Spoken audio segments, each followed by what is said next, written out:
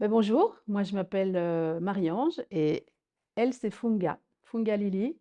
C'est mon alter ego, c'est la petite fille que j'étais il y a quelques années quand je suis arrivée en Belgique, du Burundi natal. Et comme j'adore raconter les histoires et écouter les histoires, je me suis dit que j'allais peut-être raconter mon histoire à travers elle.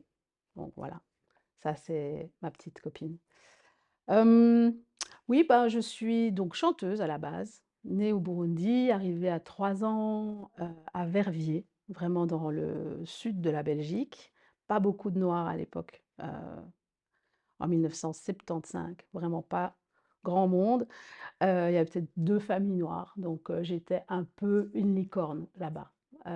Donc il a fallu grandir comme une licorne et je crois que j'ai développé une imagination de licorne. J'ai grandi avec une dame, qui était ma marraine, qui était belge, qui était blonde, aux yeux bleus, donc impossible de s'identifier. Mon père, était avec nous, mais il n'est pas resté longtemps. Ma mère est arrivée plus tard, donc j'ai pas grandi avec mes parents, j'ai pas grandi avec mon frère et ma sœur. Mais voilà, j'ai bizarrement quand même gardé un lien avec l'Afrique à travers la musique.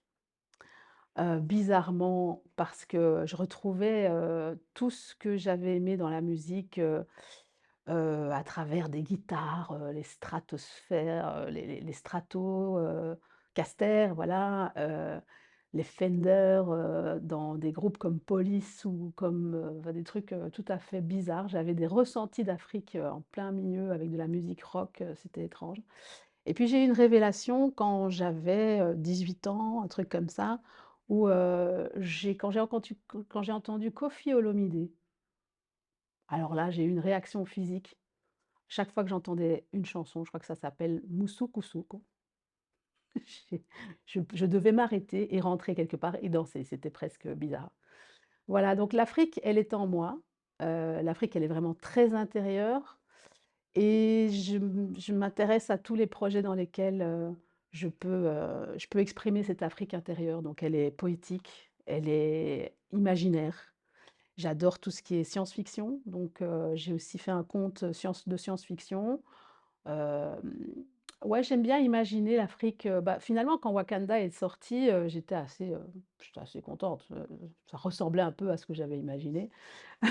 Et je pense qu'il y a beaucoup de monde qui s'est dit: «Ouais, en fait, c'est pas mal comme vision du futur». Voilà, donc il y a, beaucoup de choses à raconter, l'Afrique d'avant, l'Afrique d'après, une Afrique qu'on s'invente tous les jours. Et ce que je voulais dire, à mes à mes à mes comment est-ce qu'on pourrait dire?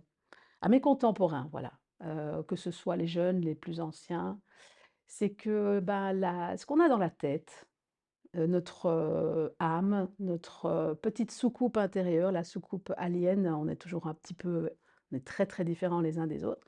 Bah, il faut garder cette imagination galopante, il faut essayer d'en faire quelque chose, de la transmettre, d'en parler. Donc si vous avez des histoires et tout, moi j'ai bien envie d'en entendre, quelques-unes, voilà. Ouais, ça te va? Donc tu voulais raconter l'histoire de quand tu es arrivée en Belgique, hein, à l'âge de 3 ans, voilà. Bah, vas-y. Ouais. Donc, quand je suis arrivée en Belgique, je parlais swahili. Je parlais même kirundi, pour ceux qui savent.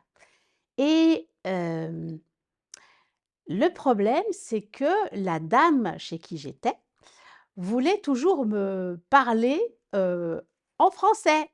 Et elle disait des trucs du genre: «Qu'est-ce qu'elle veut la petite à boire? Qu'est-ce qu'elle voudrait?» Elle disait: «Ben, je sais pas moi, du thé? Comment est-ce qu'on dit thé en dans ta langue là?» «Ben, on dit chai».